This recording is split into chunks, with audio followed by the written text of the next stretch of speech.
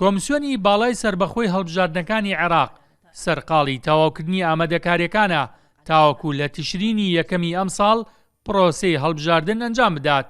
یاسای دادگای فیدراڵی کە هێشتا لە نێو بازنەی ناکۆکی کوتلەکانی پەرلەمانە و تێنەپەڕێنراوە گرفتی گەورەی بەردەمی بەڕێوەچوونی هەڵبژاردنە، چونکە دوجار لەوێ ئەنجامی هەڵبژاردنەکە دەبێت پەسەند بکرێت. کۆمسیۆنی باڵای هەڵبژاردنەکان دەستی بە گرنگترین هەنگاوەکانی نوێکردنەوەی تۆماری دەنگدەران و تۆمارکردنی ناوەکان و دابەشکردنی کارتی دەنگدانە. تا کۆتایی مانگی سێ نوێکردنەوەی تۆماری دەنگدەران بەردەوام دەبێت، لەگەڵ ئەوەشدا تۆمارکردنی هەوپەیمانیەکان تا ڕۆژی دەید و بەردەوام دەبێت و تا ڕۆژی یەکی سێش لە وەرگرتنی ناوی کاندیدەکان بەردەوام دەبێت لە سەرجەم ناوەندەکان و پارێزگاکاندا.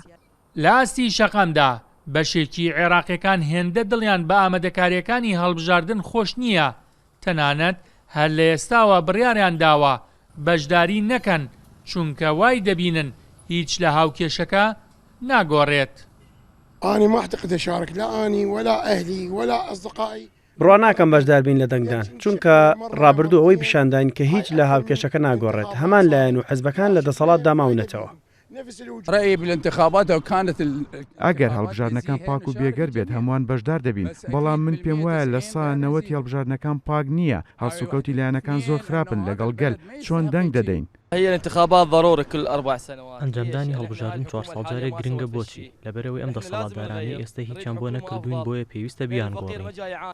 بۆ هەڵبژاردننی ئەم ساڵ کۆمسیۆنی باڵای هەڵبژاردنەکان زیاتر لە 70 بانگهێشتنامەی ئاراستەی باڵێۆزخانە و ڕێکخرا و چاودێرانی نێودەوڵەتی کردووە بۆی بەشدار بن لە چاودێریکردنی پرۆسەی هەڵبژاردن. لە پێناو بەشداریکردنی هاوڵاتیان لە پرۆسەی هەڵبژاردن کە بڕیارە ئەم ساڵ بەڕێوە بچێت، حکومەتی عێراقی کارتی دەنگدانی وەکو ناسنامەیەکی فەرمی ناساندووە، بەڵام لە کۆی 25 ملیۆن دەنگدەر تەنها 15 ملیۆن سەردانی ناوەندەکانی دەنگدانی کردووە بۆ نوێکردنەوەی کارتەکانیان. بێستون سەلام، کورسات نیوز، بەغداد.